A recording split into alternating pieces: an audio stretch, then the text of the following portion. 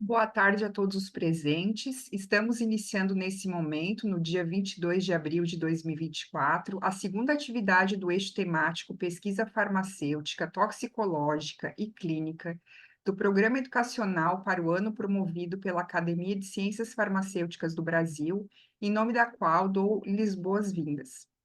As atividades educacionais estão organizadas sob 6 eixos temáticos: análises clínicas e toxicológicas, educação em ciências farmacêuticas, biodiversidade, insumos farmacêuticos, pesquisa farmacêutica, toxicológica e clínica, tecnologia farmacêutica e cosmética. As atividades acontecerão todas as segundas-feiras ao longo do ano, das 18 às 19h30, e o calendário é divulgado no site cienciasfarmacêuticas.org.br e nas redes sociais.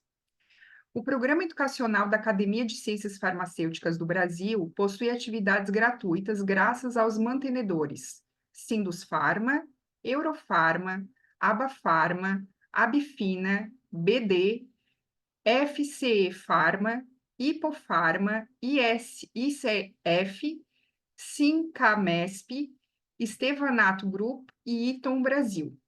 Sou Fabiana Schilter Trevisol, acadêmica titular da Academia de Ciências Farmacêuticas do Brasil e integrante do Comitê de Trabalho do Eixo Temática Pesquisa Farmacêutica, Toxicológica e Clínica, e serei a moderadora responsável pela atividade de hoje.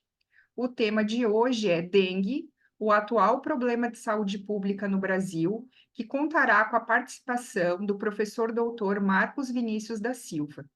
Dr. Marcos é médico infectologista, possui mestrado em medicina preventiva e doutorado em doenças infecciosas e parasitárias, ambos pela Faculdade de Medicina da USP.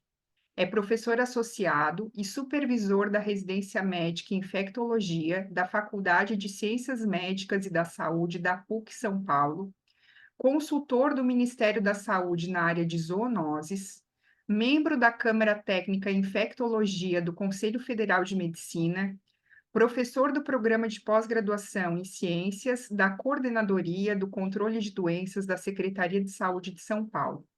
É coordenador do Ambulatório de Doenças Tropicais e Zoonoses e médico do Núcleo de Família do Viajante do Instituto de Infectologia Emílio Ribas. Faço um adendo, né, que eu conheço o professor Marcos já há bastante tempo, é um grande amigo, agradeço em nome da academia por ter aceito o nosso convite, foi meu orientador de mestrado e tenho certeza que as suas contribuições serão muito valiosas aqui para a nossa tarde de hoje. Nessa atividade, o nosso objetivo é contextualizar essa arbovirose como um problema de saúde pública no Brasil, elucidando a fisiopatogenia, diagnóstico, tratamento e medidas de prevenção. Está prevista, então, a duração de 1h30, sendo distribuído esses 10 minutos iniciais para a abertura da nossa sessão, aproximadamente 50 minutos para a apresentação da palestra do Dr. Marcos, e na sequência temos um espaço de 30 minutos reservados para perguntas e comentários, que podem ser feitos aqui, ao invés de ser no chat, ao lado no Q&A, para depois, ao final, eu poder sumarizar as perguntas ao professor Marcos. Não teremos abertura de áudio e nem a opção, né, do levantar mãos para comentários, então pedimos que as perguntas sejam registradas por escrito. Solicitamos, então, que vocês façam isso dentro do tempo estabelecido da palestra e agradeço, então, a participação de todos e dou agora a palavra ao Dr. Marcos Vinícius para proferir a sua palestra. Obrigada. Boa noite. Inicialmente, quero agradecer ao convite, ao gentil convite, através da professora Fabiana, e dizer que é um grande prazer a gente poder estar aqui conversando com os senhores e falar um pouco dessa atual doença que nos preocupa tanto. Então, vamos aqui começar.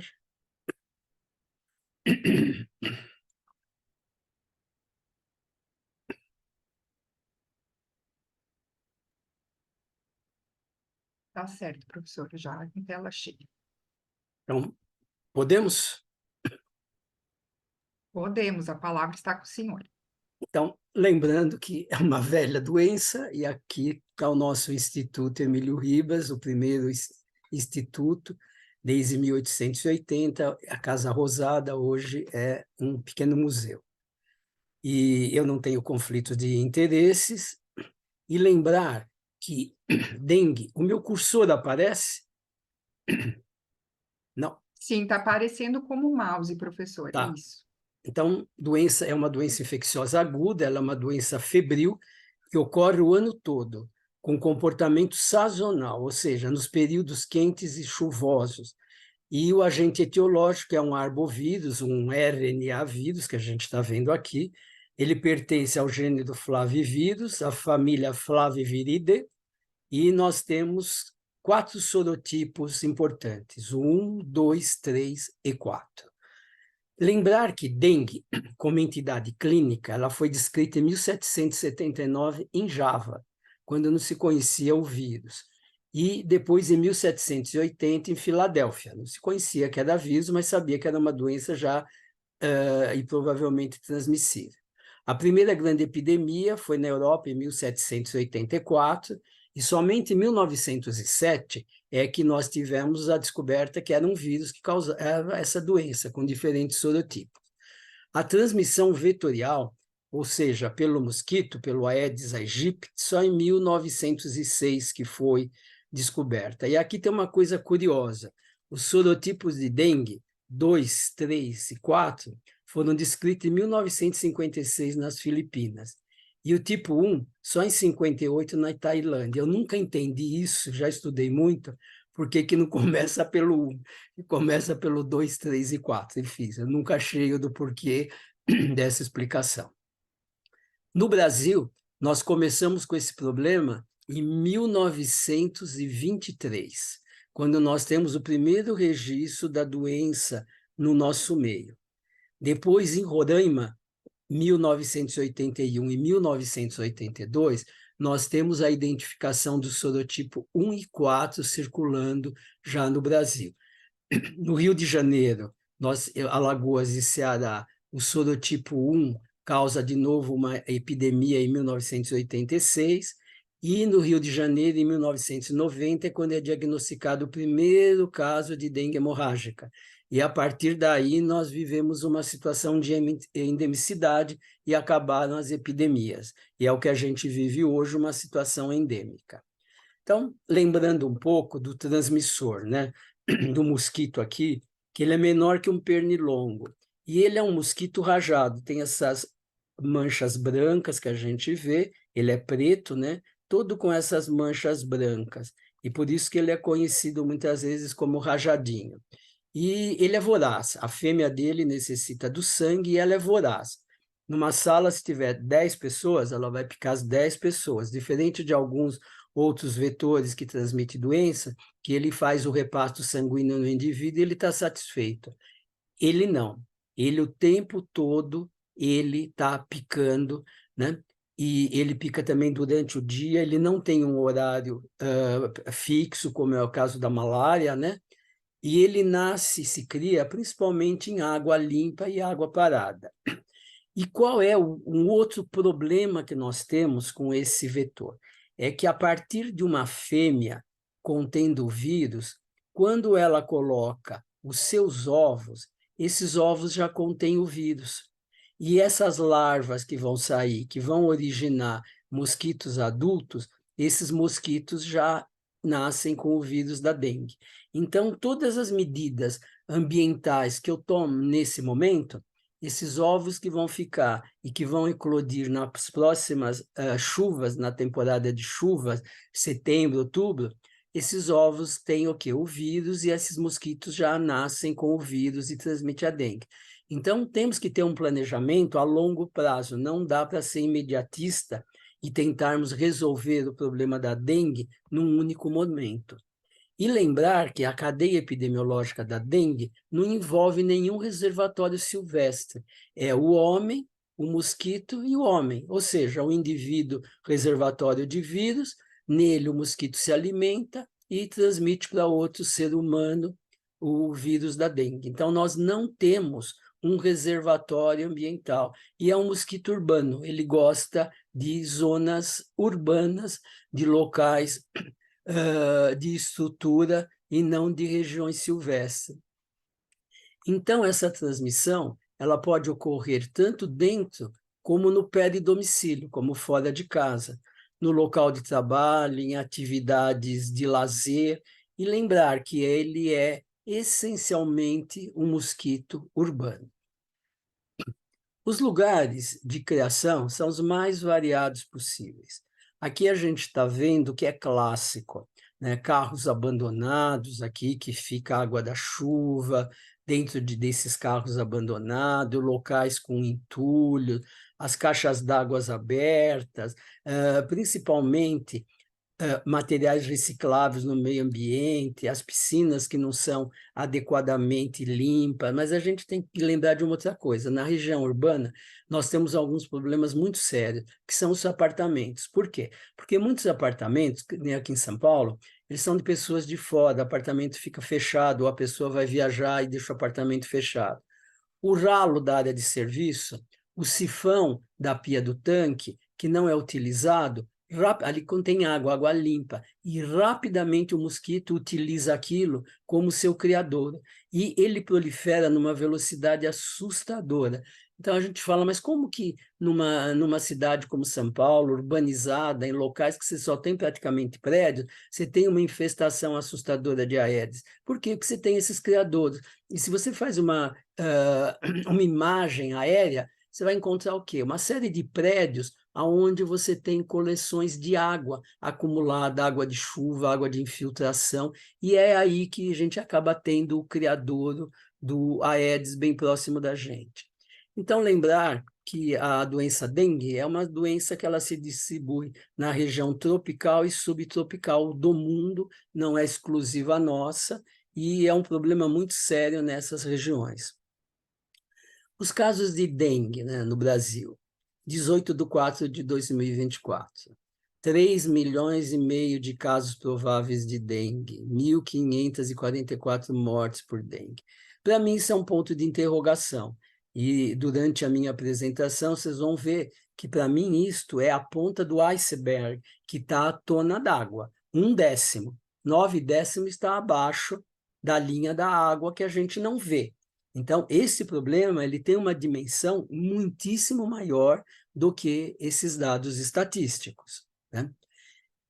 A gente sabe que o número de casos de dengue explodiu no Brasil agora em 2024. Se a gente pegar de 1º a 30 de janeiro, nós tivemos um registro de 217 mil casos. No mesmo período, no ano passado, né, nós tivemos 65 mil casos. Então, isso significa um aumento de 233%. Isso, para uma doença que tem manejo ambiental, é um absurdo a gente ter esse número de casos. E lembrar que o vetor não é exclusivo da dengue, ele tem outros vírus que ele transmite. Ele transmite chikungunya, ele transmite zika, e a gente tem que focar realmente no combate do vetor. E no combate do vetor, o importante é não ter criador.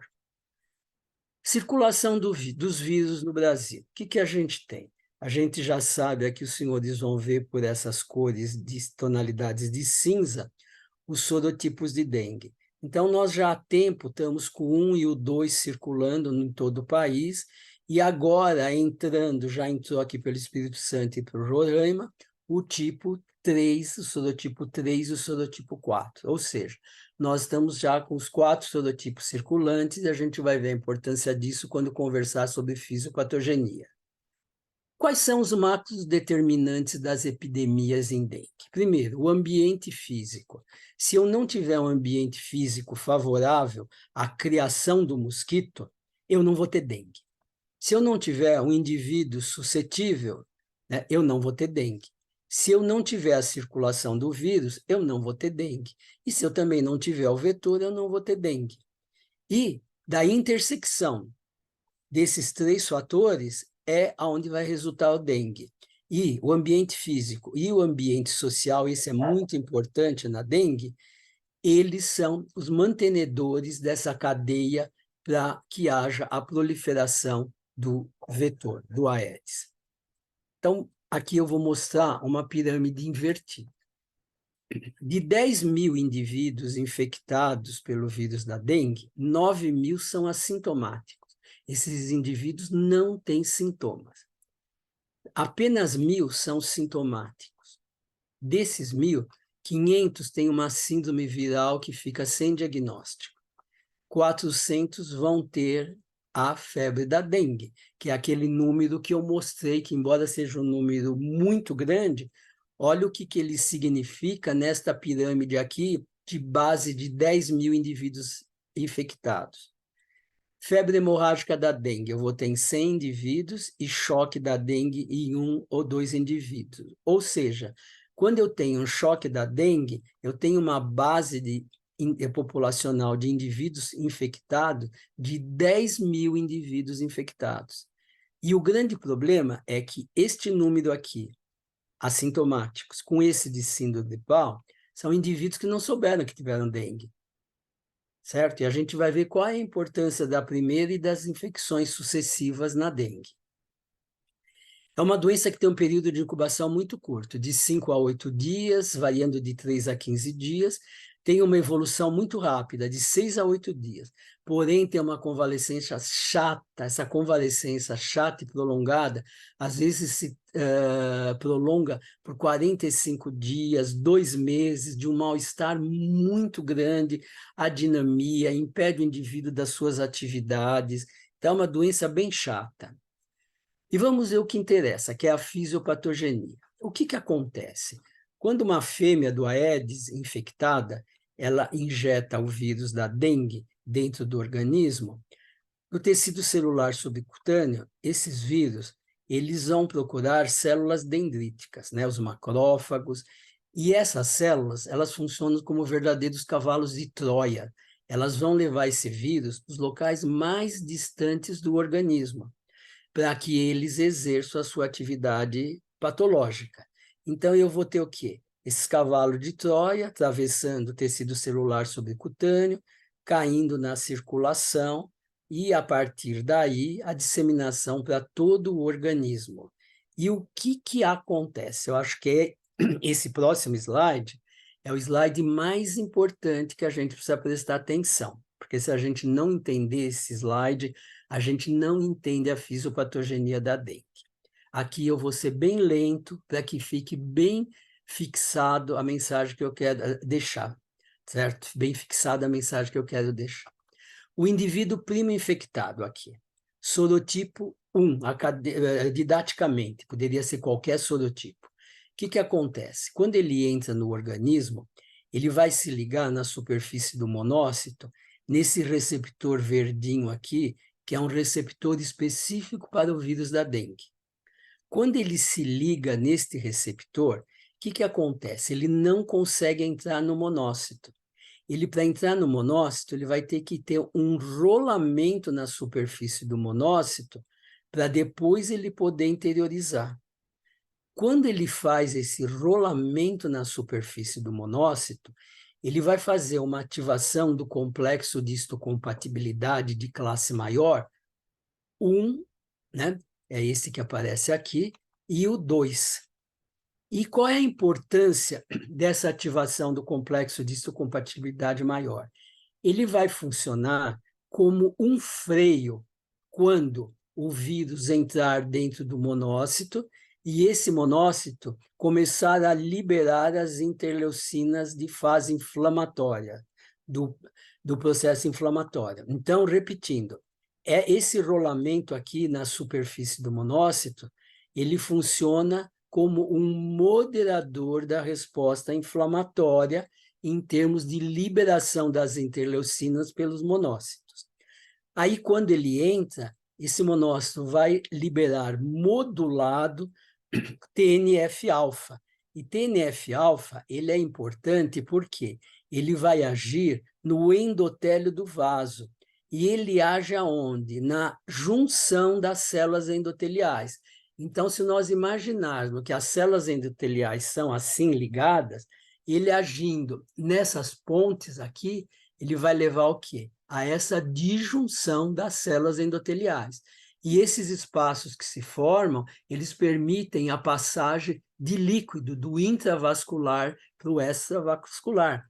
Não dá tempo de ter uma resposta inflamatória fazendo uma vasculite, como eu vejo numa leptospirose. Se eu fizer um corte desse vaso numa leptospirose, eu tenho uma vasculite, um processo inflamatório. Aqui não dá tempo. Se eu fizer uma microscopia, uma ultramicroscopia desse endotélio, eu vou ver o quê? A disjunção da célula, a formação de espaços que permite extravasamento do intracelular para o extracelular de líquidos. E conforme vai aumentando esse espaço, nós começamos a passar a ter o quê? Extravasamento de elementos figurados, hemácias, né? Causando as hemorragias. Que mais que acontece? Nós vamos ter liberação do interferon gama, da interleucina 2, né? E também do TNF-beta, que também vão agir no endotélio, potencializando esse processo de disjunção celular. Que mais nós vamos ter? Nós vamos ter a ativação da cascata do complemento, tanto pela via clássica, quanto pela via alternativa. E com isso nós vamos ter o quê? A alteração também do endotélio vascular. E isso é importante, muito importante. Que mais que eu vou ter? Eu vou ter a citoaderência. O próprio vírus ele consegue fazer sua citoaderência aqui no endotélio vascular, piorando essa questão da abertura, da disjunção das células endoteliais. E nesse processo, então, acentua esse extravasamento plasmático do intravascular para o extravascular. Nesse momento, o que mais acontece? Eu vou ter uma ativação de linfócitos, principalmente linfócito T, CD8. Tem uma inversão de CD4 para CD8 nesse primeiro momento. Por quê? Porque eu preciso aqui de natural killers, linfócitos assassinos, porque são vírus, são intracelulares. Que mais que eu vou ter? Eu vou ter ação do vírus nos leucócitos. Então, eu vou ter uma destruição de leucócitos, tanto periféricos quanto na medula. Por isso que na dengue eu vou ter uma leucopenia importante nesses pacientes, porque eu tenho essa destruição de leucócitos. E que mais que eu tenho? Eu tenho destruição plaquetária. E destruição plaquetária tanto na medula, no megacariócito, como na plaqueta circulante. O vírus vai lá e destrói. E eu vou ter um terceiro momento de destruição plaquetária que eu vou falar mais à frente, tá? Então, eu vou ter 3 mecanismos distintos de destruição plaquetária. Depois, o que eu vou ter? Aí eu vou ter o fenômeno da apoptose. A apoptose é intensa na dengue. E essa apoptose que dá aquele mal-estar, aquela dinamia no indivíduo com dengue. E a apoptose, o que é? São células que se preparam para morrer. Por quê? Se eu tenho uma célula com o vírus, as células ao redor que não têm vírus, um meio delas conter a disseminação viral, que seria por contiguidade de células, elas se preparam para morrer na tentativa de bloquear a disseminação viral célula a célula. Que mais que é importante? Eu vou ter ativação de linfócitos B. E quando eu faço ativação de linfócitos B, o que eu vou ter? Eu vou ter produção de anticorpos. E aqui o que é importante? Aqueles anticorpos que vão ficar, anticorpos de memória, que são as IgG, que são essas estruturas diméricas aqui, que ela tem esse braço aqui, FAB, e tem essa porção FC, que é de fixação de complemento.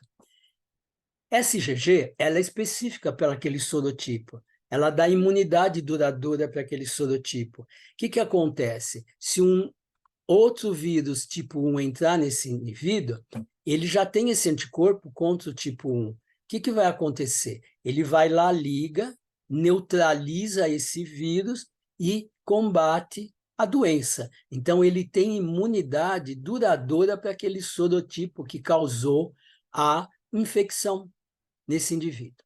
O problema é quando ele passa a ter infecções subsequentes por outro sorotipo. Vamos pegar aqui, só didaticamente, eu vou considerar tipo 2. O que acontece com esse indivíduo que já teve a infecção pelo 1 e agora ele se infecta pelo sorotipo 2? Esta IgG, antidengue tipo 1, ela vai ligar no 2, pelo um dos seus braços, Fab. Só que ela não tem homologia para ele. Ela não consegue neutralizar esse vírus, dengue 2. Quando ela não consegue neutralizar este vírus, dengue 2, o que ela vai fazer? Ela vai ativar essa porção FC. Quando ela ativa essa porção FC, o vírus vai se ligar aqui na superfície do monócito, agora num receptor, esse laranjinha aqui, é um receptor de fixação de complemento, FC, não mais um receptor de vírus da dengue. Então, quando ele liga nesse receptor FC, ele é imediatamente interiorizado no monócito. Ele não vai sofrer o processo de rolamento, ele não vai sofrer o processo de freio. Então, o que acontece? Ele vai ter um derrame de interleucinas não modulada, que vão agir no endotélio do vaso, aumentando o risco dele ter uma dengue hemorrágica com choque da dengue. Então, esta é a teoria sequencial de Halsted, explicando por que o indivíduo, quando ele tem uma segunda infecção ou por um sorotipo diferente da primeira, esse indivíduo tem o risco de evoluir, tem um risco maior de evoluir para uma dengue hemorrágica ou para um choque da dengue. Fica claro isso? A importância. E aí eu volto para aquela fotografia, né, aquele slide anterior, aonde nós temos um número de indivíduos que não souberam que tiveram dengue. Então, aquela infecção que para ele pode ser a prima infecção, não é. É uma infecção já subsequente, e ele já pode evoluir para a dengue. E qual é outro problema seríssimo quando nós vivemos uma situação endêmica quanto atual? São as crianças pequenas. Por quê? As crianças pequenas que nascem de mães que já tiveram dengue, ela vai ter um IgG materno, pelo menos por 16 meses. Até 16 meses, ela pode ter esse IgG materno anti-dengue. E esse IgG materno, mesmo que para a criança seja a primeira infecção, ele vai funcionar como se fosse a segunda infecção e vai causar uma dengue grave. Por isso que em zonas endêmicas, os casos em crianças, sendo a prima infecção, se a mãe teve dengue, o risco dessa criança evoluir para um dengue grave é muito alto. Por isso que a gente se preocupa muito no atendimento das crianças. Por quê? Porque elas podem evoluir para uma dengue rápido, num tempo muito curto. Então, esta é uma preocupação a mais que a gente tem neste momento, né? E também das gestantes. A gestante é um capítulo à parte que, pelo tempo que eu tenho, eu vou indicar para vocês literatura, mas não dá para a gente entrar em gestante. Gestante é grave. Gestante com dengue tem que internar, tem que observar internado. Fica claro? Depois, se alguém tiver alguma dúvida, a gente retorna. Então, na fisiopatologia da dengue, eu tenho ação direta do vírus, direta de anticorpos, que eu mostrei para vocês, ou mediante ativação do complemento, tanto via clássica quanto alternativa. Participação dos linfócitos e das citotoxicidades, né? O natural killer é para isso, das citocinas e outros mediadores imunológicos. Eu tenho a proliferação do linfócito T em etapas precoces, como eu mostrei para vocês, e essa apoptose maciça, ela dura mais ou menos em torno de 2 semanas e é extremamente complicada, porque é isso que dá o mal-estar nesses indivíduos, toda aquela dinamia que o indivíduo tem. Então, em síntese, quais são as alterações que eu tenho na dengue? Extravasamento de líquidos através do endotélio, levando a hemoconcentração. Hemoconcentração é um aviso importantíssimo. Muitas vezes as pessoas estão preocupadas com os leucócitos e com a plaqueta, mas a hemoconcentração ela é extremamente importante. Ela é um sinalizador de que nós poderemos ter uma complicação logo da dengue. Por quê? Porque o líquido está saindo do intravascular para o extravascular. Os sangramentos, a trombocitopenia e outras alterações hematológicas, como a leucopenia. Pode ocorrer lesão hepática, não é infrequente a gente encontrar transaminase em torno de 200, 180. Músculo esquelético, a rabdomiólise, tanto que a gente vê pacientes com CPK acima de 1000 na dengue. Por quê? Porque você tem uma rabdomiólise causada por vírus. E alterações miocárdicas, levando a miocardite. Pode comprometer o sistema nervoso central e também sistema nervoso periférico, com as polineuropatias, né? A gente vê a questão da Guillain-Barré, né? No momento em que circula vírus da dengue, as lesões dos tecidos linfóides e também dos órgãos linfóides, e também podemos ter um comprometimento renal na dengue. Qual é a definição de caso de dengue? É o indivíduo que viva ou venha de área com transmissão da dengue nos últimos 14 dias, ou com presença do vetor. E o indivíduo apresente febre, geralmente é uma febre alta, né? Ou duas ou mais das seguintes manifestações. Náuseas e vômitos, isso vem em primeiro lugar. Desculpe. Né? Em primeiro lugar, náuseas e vômitos, é muito frequente. E confunde com o quadro de uma gastroenterocolite. E mais, o exantema. É um exantema maculopapular. Ele aparece em 50% a 70% dos casos. Não são todos os casos que têm exantema. Então, isso também precisa ficar atento. E muitas vezes é um exantema pruriginoso, que coça muito. A mialgia, que a gente já viu, a artralgia, ela é discreta. A artralgia é mais importante chikungunya. Na dengue é mais mialgia, a dor óssea, né? A febre quebra ossos. Que mais? A cefaleia é uma dor retroorbitária, porque ele tem um tropismo pelo quiasma óptico, né? O indivíduo pode apresentar petequias, que já é um sinal de sangramento, ou a prova do laço positiva. E a prova do laço positiva, o que ela significa? Fragilidade capilar, é hemorragia induzida, tá? A leucopenia, que a gente já falou, e lembrar que criança com quadro febril agudo entre o segundo e o sétimo dia, sem foco infeccioso aparente, temos que pesquisar dengue nessa criança. Então, a dengue pode ser, né, clinicamente assintomática, como a gente viu, pode ter um quadro gripal, que passa desapercebido como diagnóstico de dengue, a dengue clássica, dengue hemorrágica, né, com ou sem choque, tá? Isso é importante. Que mais? Qual é a classificação da dengue? Eu tenho dengue, dengue com sinais de alarme, dengue grave. Vamos ver uma por uma dessa classificação. Então, a febre por dengue. O que acontece? 2 dias antes, aqui começa a febre. 2 dias antes de aparecer a febre, o indivíduo já tem viremia. E essa viremia, ela cursa até em torno do 4º ao 5º dia. O indivíduo começa com a febre, é uma febre bifásica, ela tem uma queda aqui em torno do 4º dia, ela não atinge o basal anterior e ela volta a subir. Esta febre é uma febre bifásica que dura, às vezes, até 10 dias.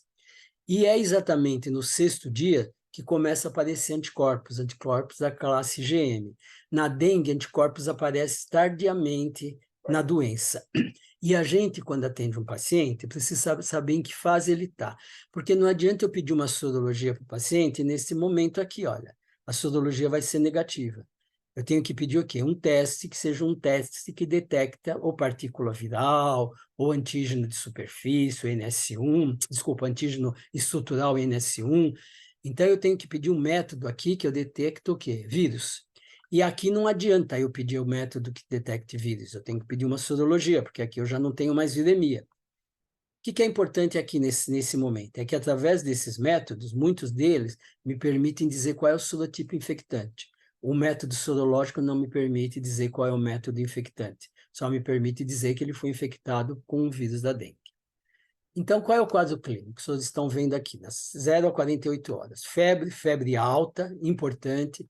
A cefaleia, essa cefaleia retroorbitária, essa dor muscular, né, menos nas articulações. Esse exantema que vocês estão vendo aqui é um exantema maculopapular, né, e uma discreta dor abdominal que pode aparecer nesses indivíduos, e a diarreia.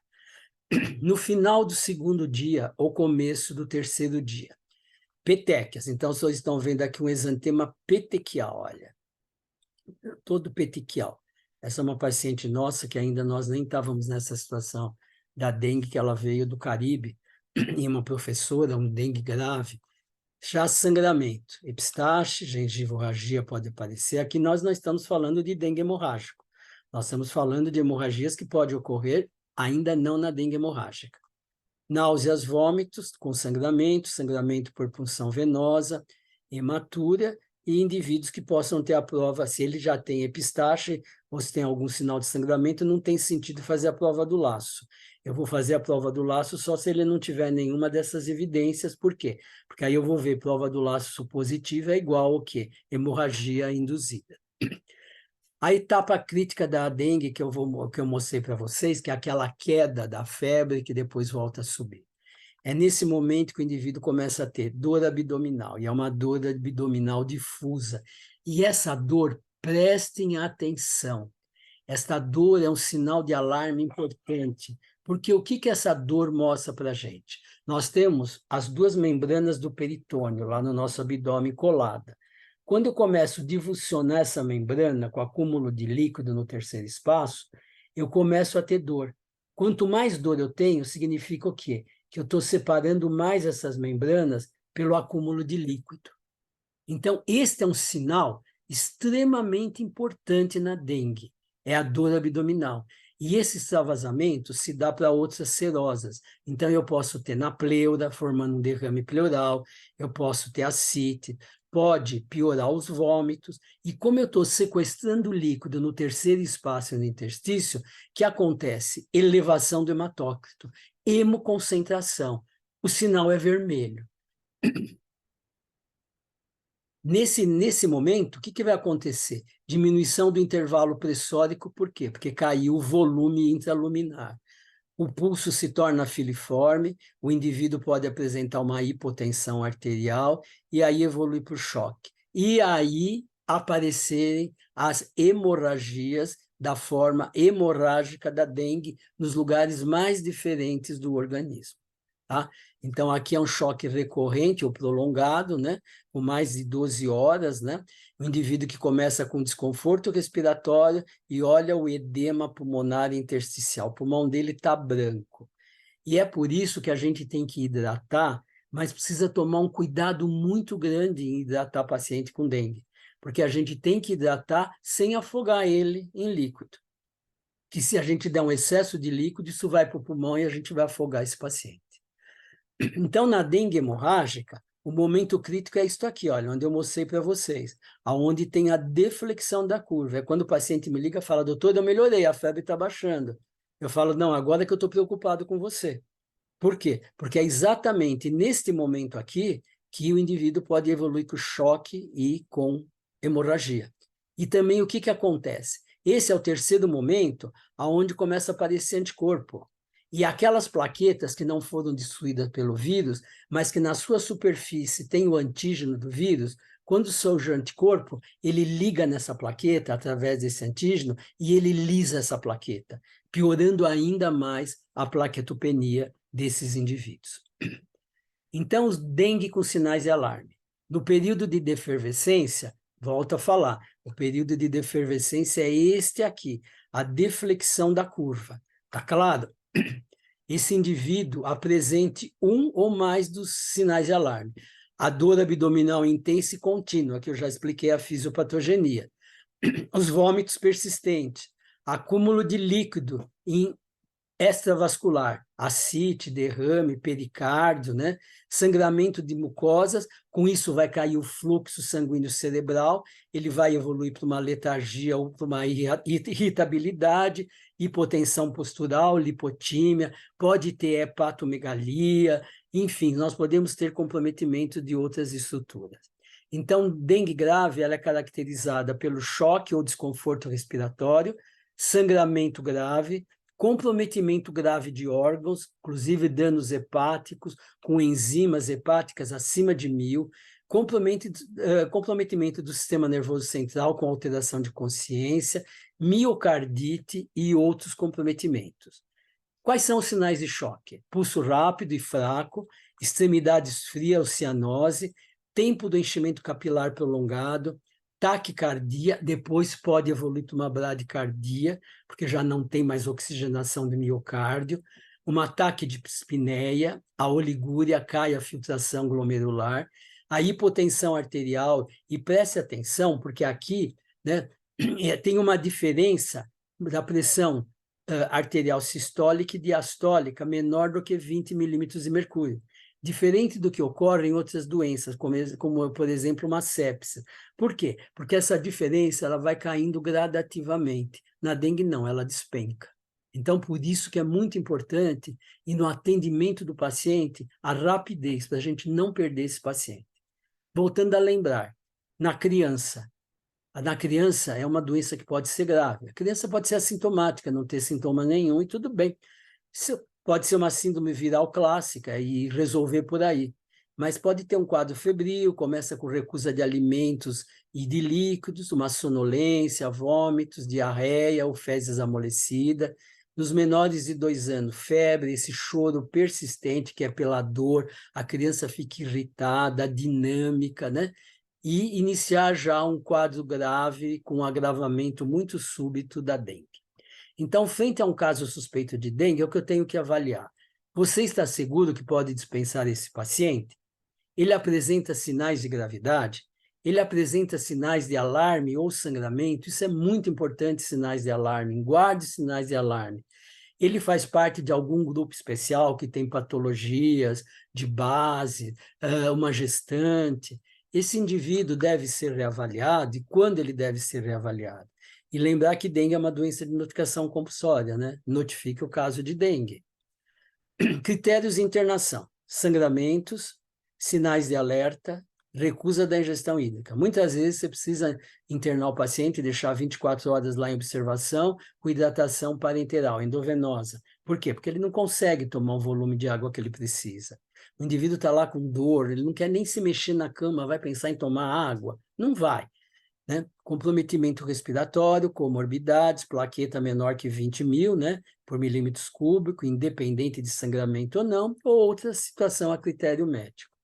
Lembrar que o tratamento da dengue são medidas gerais, hidratação oral e ou parenteral, dependendo do caso, analgésico, porque tem muita dor, e antipirético. O que está proibido?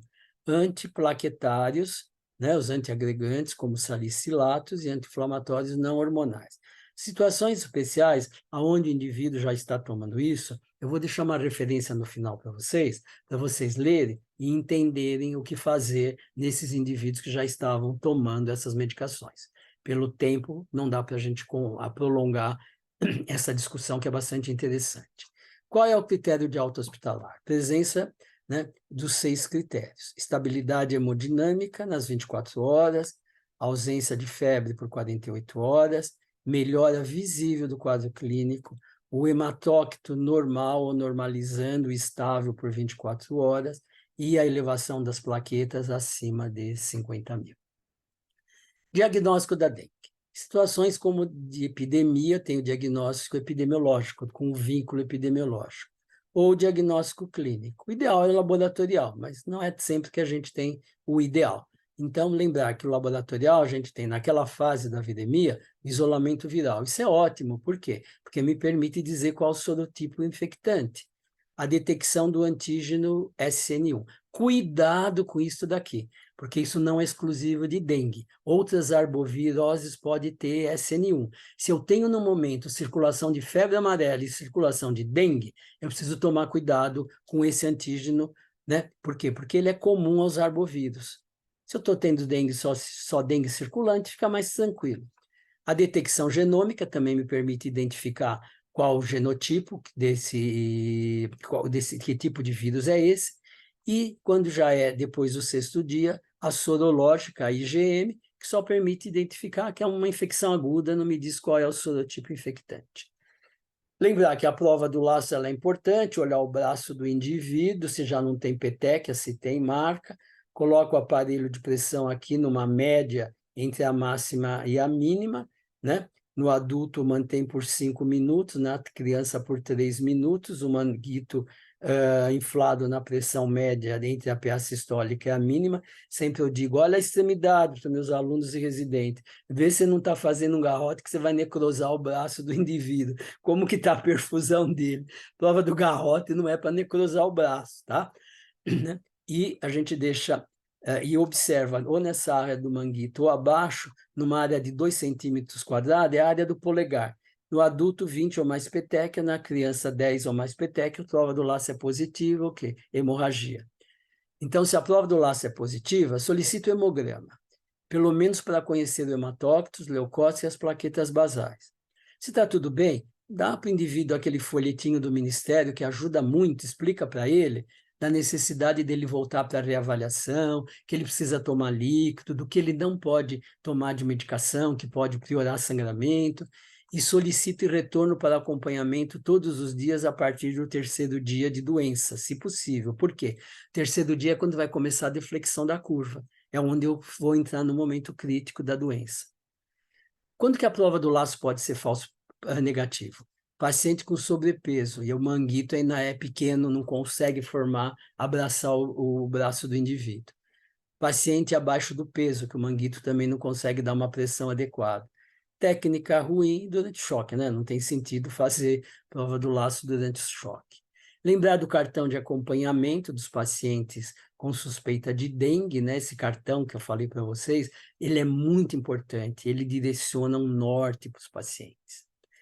Também nós podemos ter alguns achados ultrassonográficos na dengue interessante. Uma vesícula biliar pode ter um edema e um espessamento da parede vesicular com líquido perivesicular pela dengue. Nós já recebemos paciente em pós-operatório de laparotomia branca, porque ele tinha uma dor no corpo, um febrão, uma dor abdominal, acharam que era uma colicistite. Quando abriram, não tinha nada de colicistite, era dengue. Lembrar que a dengue pode dar cite, pode dar derrames como pleural, único, bilateral, pericárdico, e geralmente absorve muito rápido isso quando evolui bem. Pode ter hépato e esplenomegalia e aumento da densidade peripararrenal também quando eu faço ultrassom. Então, esses são achados que a gente pode encontrar na dengue. Quais são as manifestações atípicas na dengue? A encefalite, a convulsão, a mioclonia, a hemorragia intracraniana e os distúrbios de comportamento que podem aparecer. A mielite transversa, a mono e a polineuropatia. A miocardite, a hepatite e a icterícia, a colicistite acalculosa, que eu acabei de mostrar, a pancreatite aguda e também pode ter parotidite, aumento da parótida pelo vírus da dengue. É uma das causas que causa parotidite. Isso daqui não vou ler, só para lembrar vocês, isso é um esquema, quem quiser ver, acabou de sair na nota técnica de leptospirose do Ministério. Né? Eles pediram para estar fazendo isso para eles, e aqui o que a gente fez? A gente coloca as doenças que aparecem nessa época, leptospirose, dengue, zika e chikungunya. E aqui tem as manifestações clínicas e laboratoriais. E ele é um norte que nos permite fazer a diferenciação entre essas 4 doenças com essas chaves que a gente tem nesse quadro. Repito, está na nota técnica de leptospirose do Ministério da Saúde, que saiu este ano. Na prevenção, o que é importante? Evitar locais com insetos, eliminar criadores de mosquito, lembrando que não só dengue, ele transmite outras doenças, as barreiras mecânicas, né?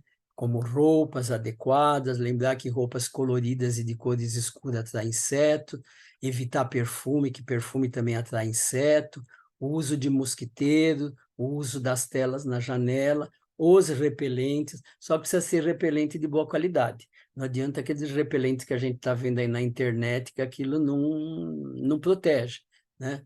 E as vacinas recombinantes e quiméricas que estão aí a caminho, que toda doença viral, acredito muito.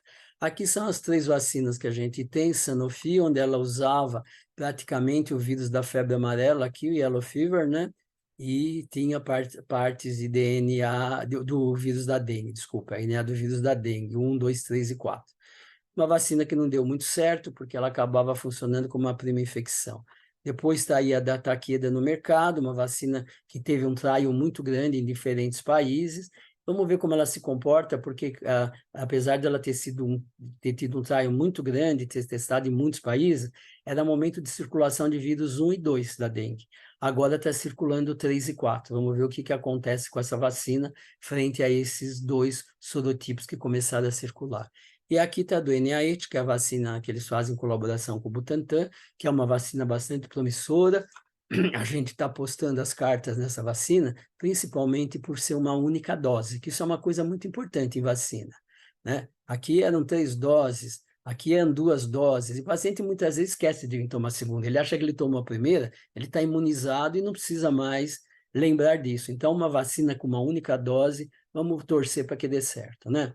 Então, as vacinas tetravalente, atenuada contra os 4 sorotipos da dengue, né?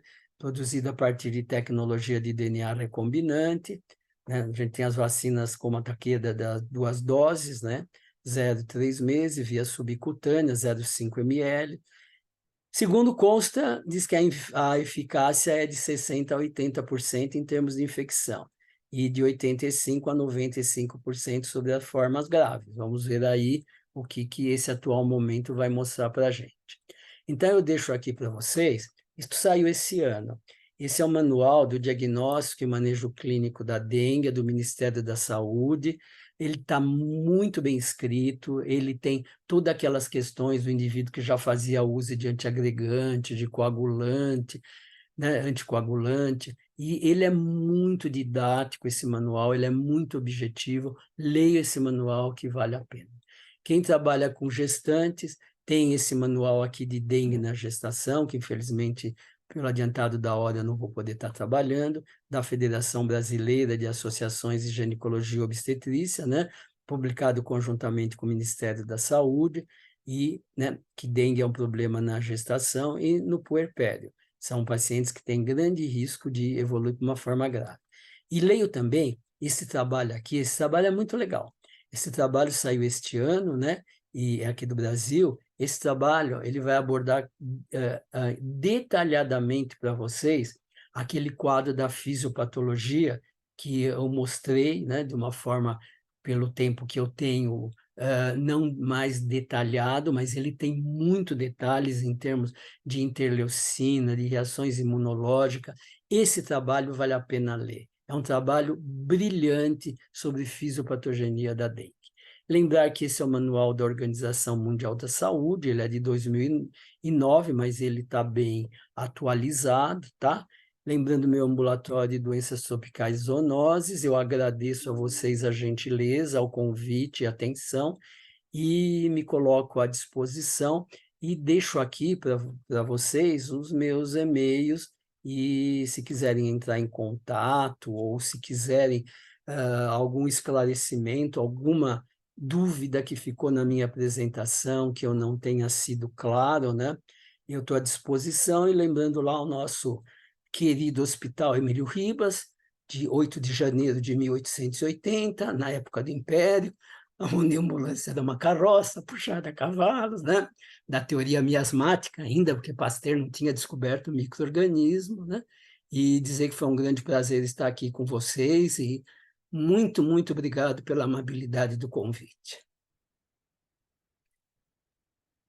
Nossa, nós que agradecemos, doutor Marcos. Tenho certeza que eu não falo só por mim, porque está tendo muitas manifestações aqui de palminhas, coraçõezinhos e comentários no chat. Foi uma palestra excelente, didática.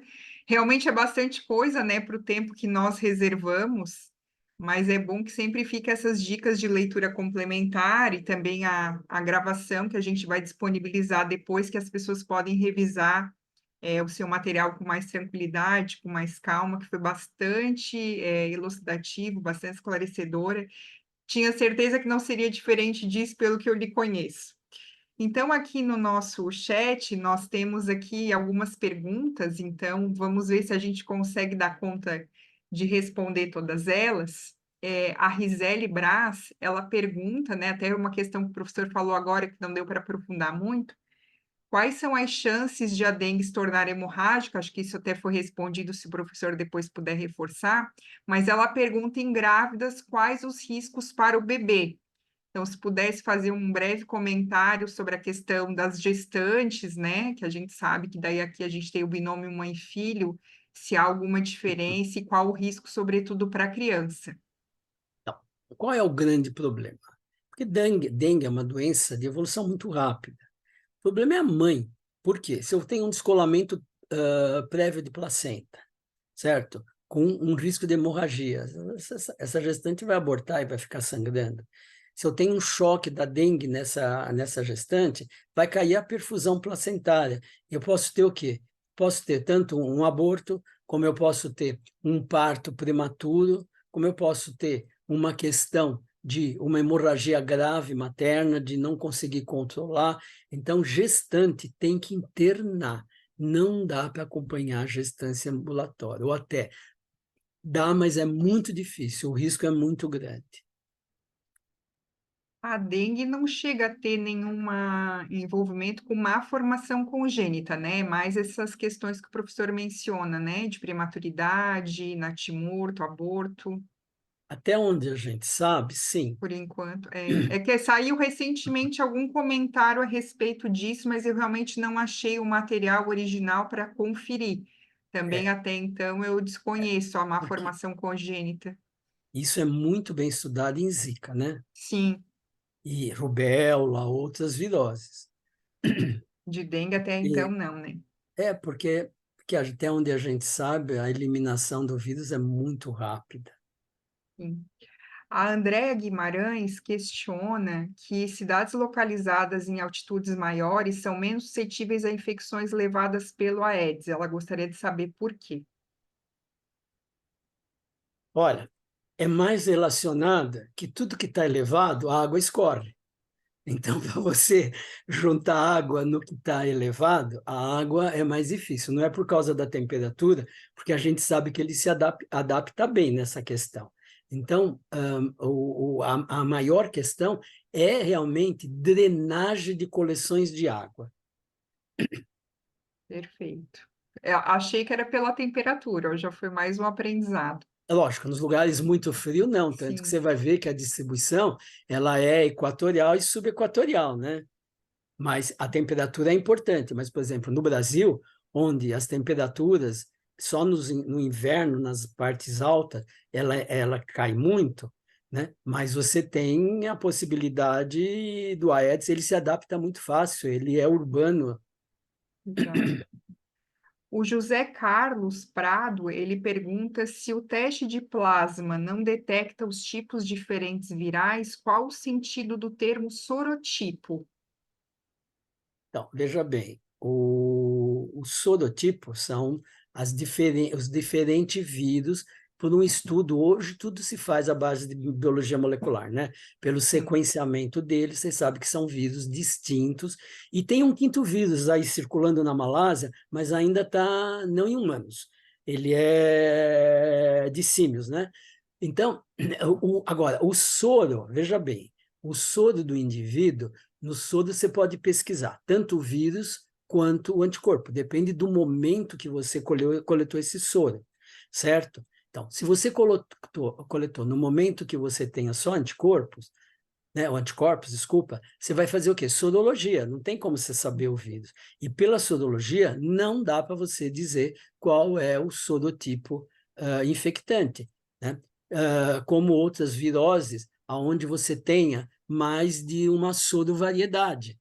Pelo anticorpo não dá para você saber, você precisa isolar o vírus. Por exemplo, pólio, para você saber se é um vírus silvestre, né, selvagem, ou se é um vírus vacinal modificado, você tem que isolar o vírus. E aí você vê pelo sequenciamento desse vírus a qual dessas duas variedades virais ele pertence. Na dengue são as quatro.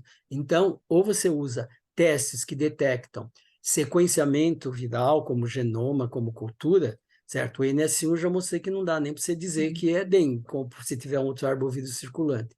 E teste sorológico é para anticorpo. O anticorpo não te permite diferenciar entre os quatro sorotipos. Eu acho que foi essa a dúvida dele, por que que a gente usa o termo sorotipo, que seria o soro, né? Mas aqui, na verdade, é porque a gente detecta por biologia molecular, né, o tipo genético e não a partir dos anticorpos, né? Mas é Por um isso, termo que ficou, né? É por isso que não é, eu não gosto dele, desse termo.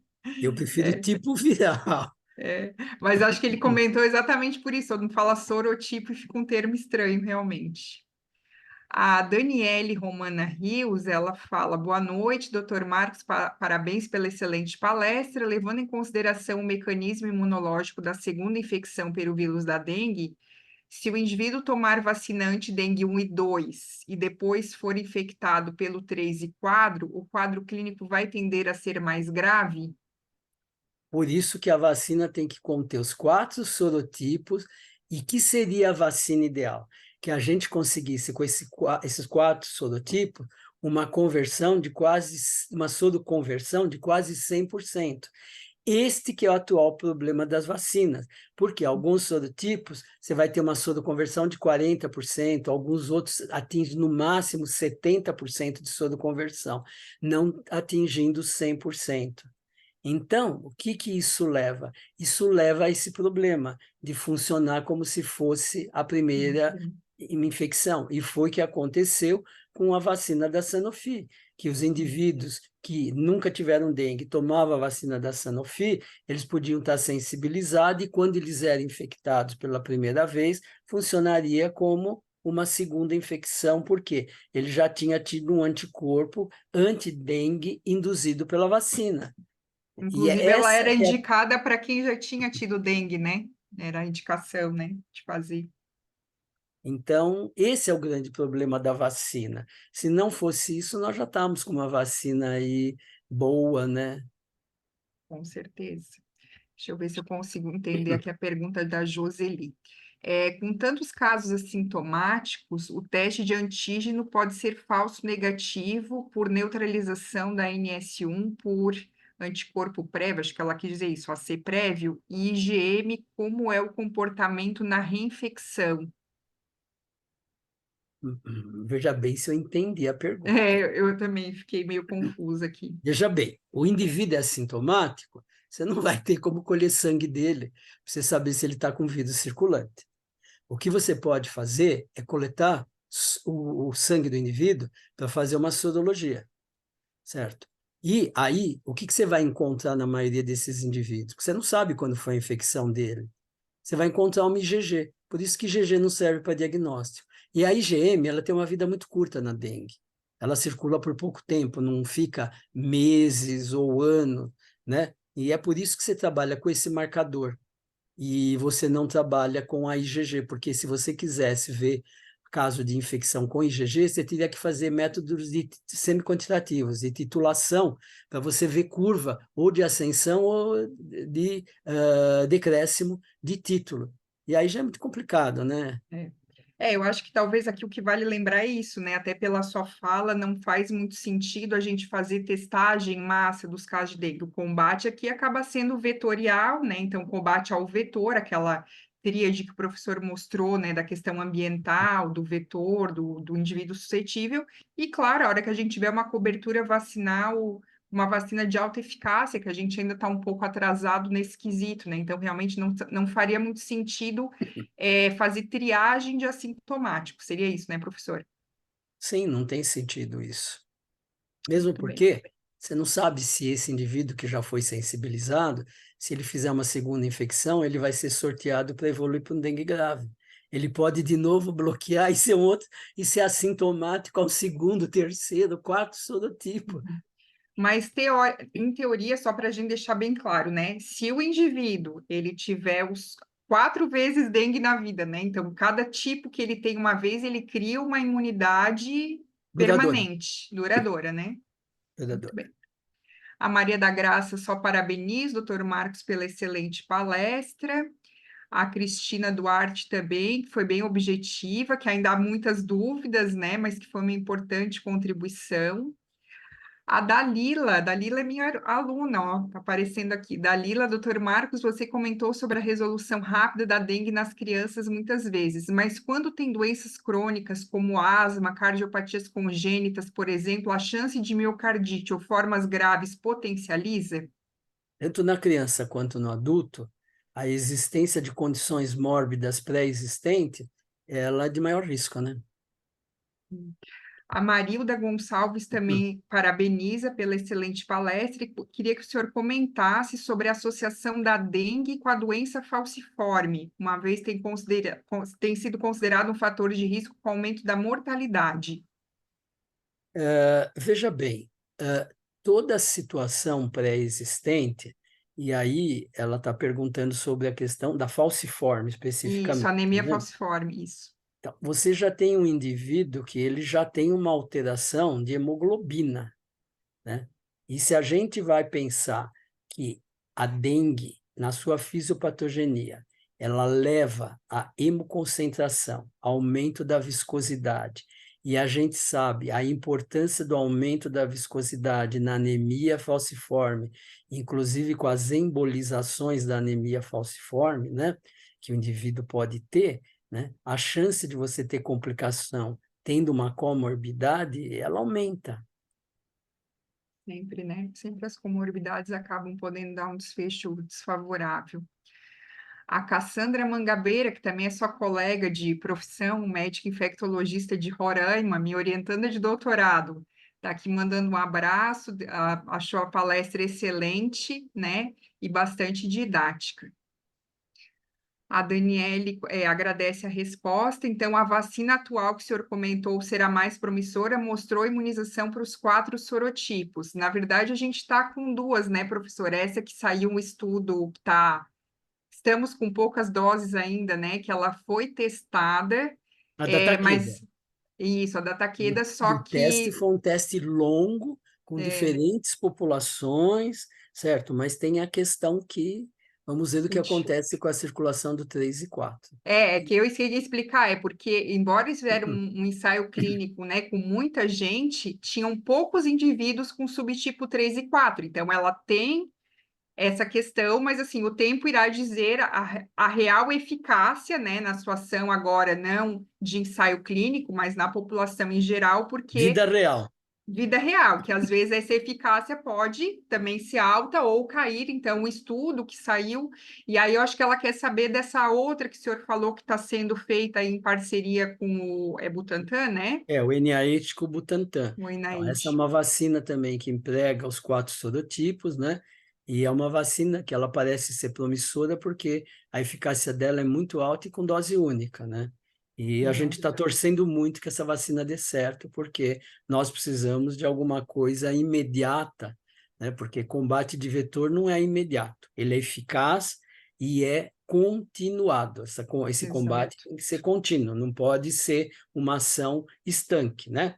E então a vacina ela é importante e a gente não pode esquecer que a Aedes não transmite só dengue, transmite outras doenças. E chikungunya está aí dando risada falando, eu estou indo de rebote aí atrás da dengue. Exatamente, né? A gente resolve uma coisa, mas enquanto tiver o vetor, ele acaba trazendo à tona outras doenças, né?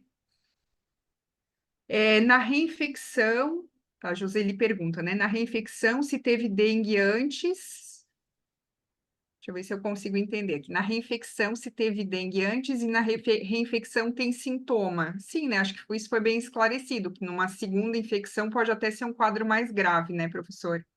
Sim, mas pode também não ter sintomas. Vai É, depender de como o indivíduo respondeu e como esse anticorpo dele funcionou e como foi a ativação. exato. E qual o tipo até, né? O tipo de dengue que ele acabou tendo contato, né? E tem uma outra coisa, dentro do mesmo tipo viral, a gente tem cepas diferentes. A gente sabe que tem algumas cepas asiáticas dentro do mesmo tipo viral. Vamos dizer assim, não Uhum, vamos sim. usar sorotipo, tipo viral. O que Uhum, acontece? Tem cepas muito mais virulentas. Então, essas cepas mais virulentas, como essas cepas asiáticas, elas podem produzir quadros graves. uhum. Então, depende do indivíduo, depende da virulência, é a fórmula de Koch, né, para a doença Sim, infecciosa, né? A virulência do agente, carga do agente e lá embaixo a imunidade do indivíduo. sem dúvida. A Cláudia Garcia Messiano pergunta se os testes rápidos não são eficazes no início dos sintomas. Depende se é teste para antígeno, perfeito, ele é super eficaz e vai funcionar até o quinto, sexto dia no máximo, porque é quando você tem vírus. Se é um teste rápido para anticorpo, ele vai funcionar só a partir do sexto, sétimo dia. Então, depende do que é o teste rápido, que você tem teste rápido para antígeno e teste rápido para anticorpo, como tem nas outras doenças. Exato. A professora Maria Inês também elogia, né, a excelente palestra e agradece os esclarecimentos e pergunta se a vacina que está disponível é segura e eficiente. Olha, eu vou dar uma resposta para ela técnica. Consulte, saiu já no Ministério do PNI um informe sobre efeitos colaterais da vacina da dengue. Eu acho que lá a senhora vai poder se esclarecer bem, entender quais são os efeitos colaterais, né? Eles existem, tanto que tem essa norma técnica do PNI. E ela é bem ilustrativa. Então, é só pegar a norma técnica lá que vai encontrar os efeitos colaterais já visto, né? Não só questões relacionadas à aplicação da vacina, porque também tem muito dessa questão, né, em vacina, depende muito de técnica de aplicação também, né? Então, esse documento do PNI, ele é bem interessante, e lá ele mostra, né, os eventos adversos, que a pergunta é relacionada a eventos adversos, né? Isso. Ela Eles pergunta se a existem. vacina é segura e eficiente, né? Então, ela na verdade, ela está restrita a alguns grupos populacionais, a gente não está com doses suficientes para uma ampla cobertura vacinal, né? Eu moro aqui em Santa Catarina, então aqui está direcionada exclusivamente para crianças de 10 a 14 anos, pouquíssimas doses, mas realmente a procura pela vacina tem sido muito pequena, né? A gente está vivendo um momento que há muitas dúvidas, com muitas desinformações a respeito disso, mas posso dizer como farmacêutica e também como estudiosa aí das doenças infecciosas, que sem dúvida, na minha opinião, as vacinas são extremamente custo-efetivas, é a melhor tecnologia disponível que nós temos, e nenhuma vacina eficaz, ela é isenta de efeito adverso. Todo tratamento, toda intervenção que a gente tem em saúde, sempre há um risco. Só que o benefício, ele precisa ser muito superior a esse risco. Se eu não tenho efeito adverso, é muito provável que eu também não tenha nenhum efeito benéfico, né? Então, é uma intervenção que, na verdade, não funciona. Mas, para isso, nós temos os testes clínicos, nós temos as agências regulatórias para registro desses produtos. O que está faltando agora realmente é uma maior cobertura vacinal, que mais pessoas tomem a vacina para ver, a gente vê na vida real realmente o quanto que ela funciona, porque nós só temos os dados dos estudos que foram feitos até em outros países, e no Brasil a gente ainda carece de um pouco mais de informação. Não sei se o professor quer comentar mais alguma coisa em relação a isso. Lembrar que é um medicamento, né? E como todo medicamento, ele tem efeitos colaterais, e é isso que a senhora colocou. Pesar Perfeito. custo-benefício, e o benefício é infindável em relação. É o que eu sempre falo. Como que a gente acabou com a varíola? Com Tem vacina. remédio para a varíola? Não tem. Tem Não tem. vacina. Como que a gente controlou o sarampo? Como a gente controlou catapora, a varicela, né? Com vacina. Não tem medicamento. E vírus é aquilo, a vacina é a melhor arma que a gente tem quando ela é bem utilizada, certo? E lembrar que se a gente bobear, essas doenças estão aí voltando e voltando com tudo. Sarampo, coqueluche, difteria. E você vê criança morrer de uma doença imunoprevenível, ou um adulto pegar É, uma polio e ficar sequelado para o resto da vida, é de doer o coração, né? com certeza. É isso. O Wilton Santos também parabeniza o professor Marcos pela apresentação e didática. Estamos aqui atingindo também outros países. A Bianca Tibielli, né, manda saudações da Argentina. Nós temos aqui participantes internacionais. A Cláudia Messiano fala que os testes que estão sendo realizados no Serviço de Saúde Pública utilizam sangue total e detectam IgG, IgM e NS1. Acho que já foi bem comentado, né, a respeito disso, que acaba que a gente também tem que fazer uma união com a parte clínica, porque o professor Marco já explicou ali que o NS1 também pode dar positivo em outras arboviroses, né, professor? Acho que eu findei aqui as perguntas. Deixa eu ver se no chat tem Sem mais dúvida. alguma O coisa. NS1 ele é válido quando não tem outro arbovírus circulando.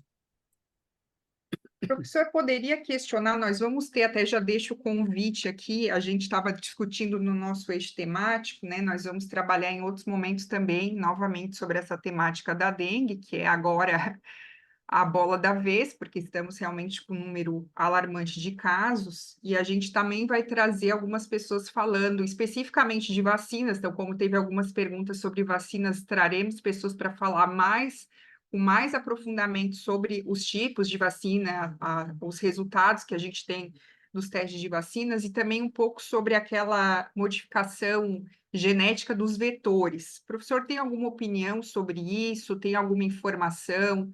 Se essa tecnologia pode ser um aliado aí no combate não só à dengue, mas a outras arboviroses, qual a sua opinião sobre isso?